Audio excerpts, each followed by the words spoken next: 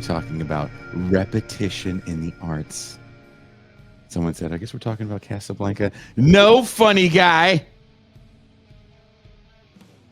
We are living in a time when the death of originality feels less like a prediction and more like a condition of capitalist realism. Whether it's the never ending churn of Marvel and Star Wars reboots, the algorithmically of, I can't talk, optimized sameness of streaming horror films a la A24, or the factory line manufacture of IP nostalgia like Barbie or Jurassic World. Our cultural, God, I can't talk. Our cultural moment is stuck on repeat. In this landscape, repetition isn't just a creative device, it's a business model. In this context, Play It Again, Sam, Repetition in the Arts by linguist and cognitive scientist Samuel J. Kaiser, offers a unique opportunity. While Kaiser approaches repetition from the lens of cognitive aesthetics, music theory, and poetic form, the implications of his book stretch beyond the arts towards how repetition has become the grammar of capital and control. Sam writes, the simple introduction of repetition elevated people's enjoyment, interest, and judgments of artistry.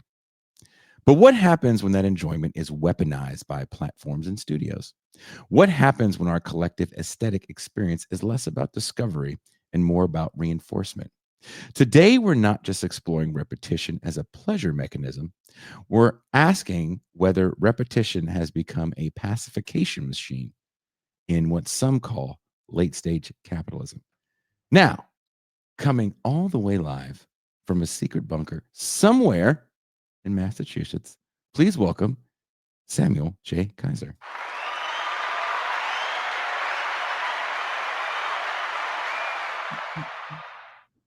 How are you? I'm pretty good, thanks. Now, before we start, I have to say, happy birthday! Everybody wish Dr. Kaiser a happy birthday. You just turned 90. Yep, can't believe it, but that's the way it goes. And you're still cranking out books. Well, what else can I do? Go to sleep, garden, I don't know. No, I can't do any of that. I'm in a wheelchair.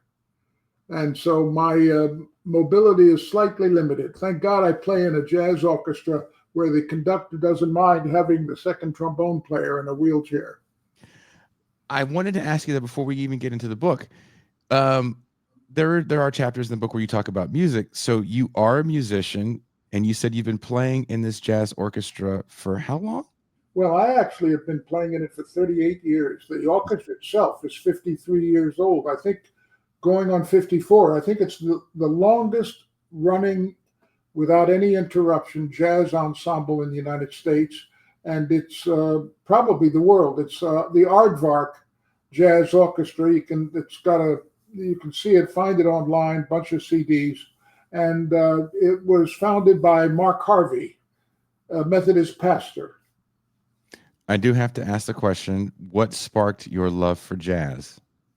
You know, I haven't really a clue. It's funny. The thing is that I don't know why this is the case, but when I look back on all of the tunes that I remember, I don't remember the Beatles. I mean, I don't remember any of that stuff. The only stuff I remember is starting from Louis Armstrong and going up through, the Ornette Coleman.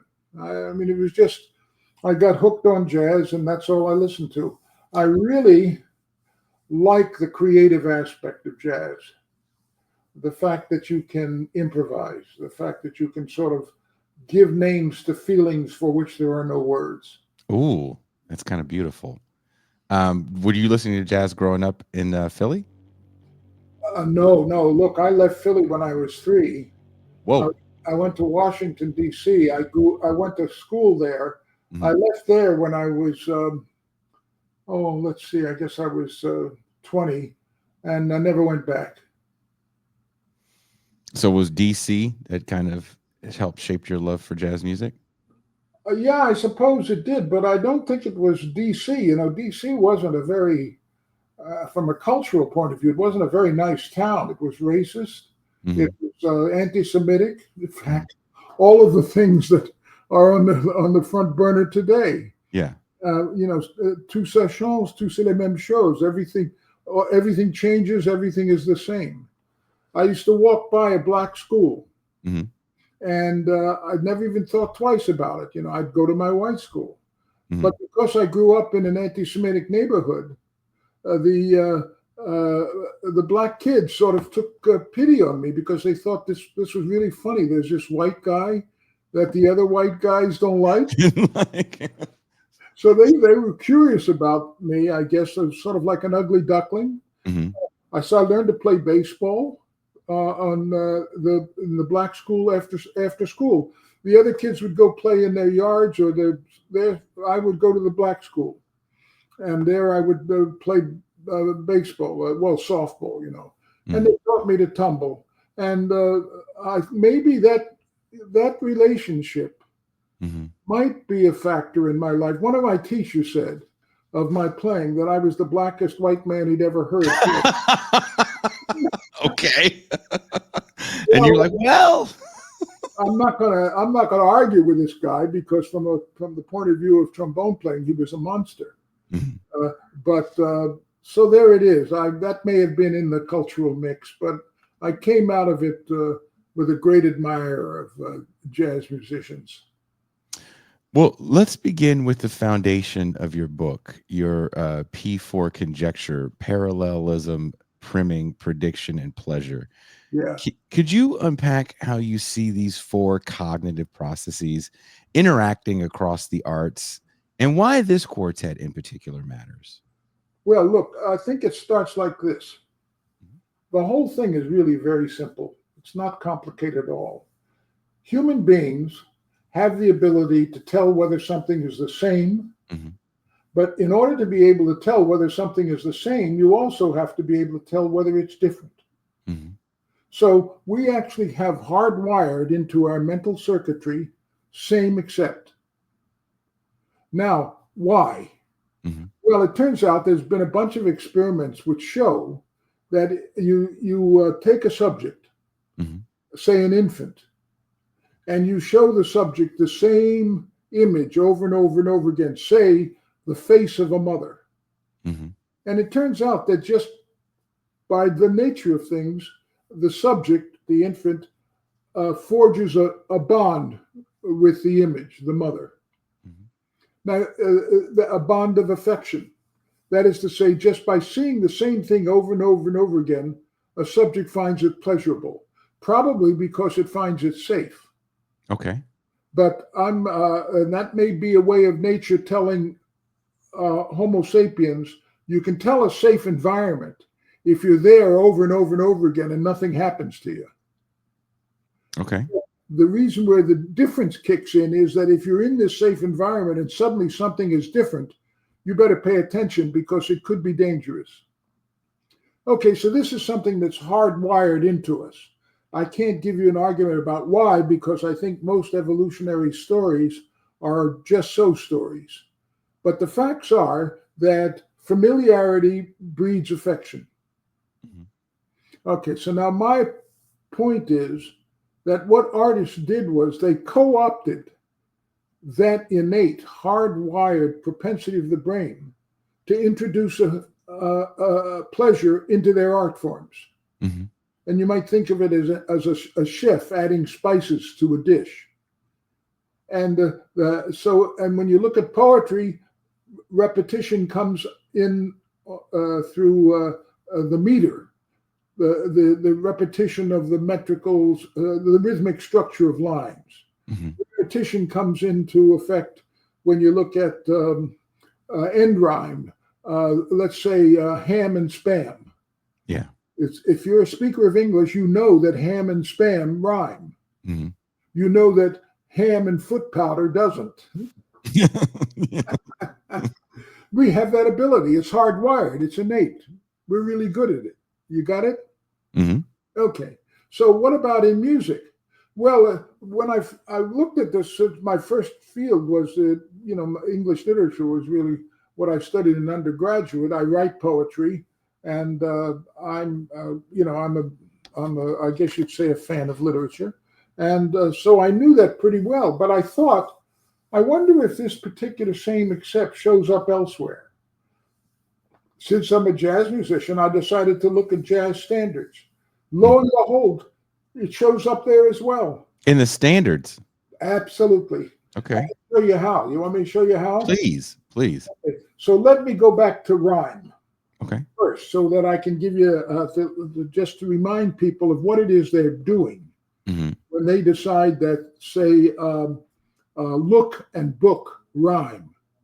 What they're deciding is this. They're finding the vowel in that word, the stressed vowel, and they are looking from the stressed vowel to the end of the word, and that's ook.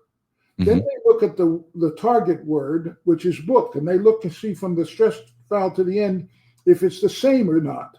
And of course, it's the same, ook. Okay, so we're halfway there.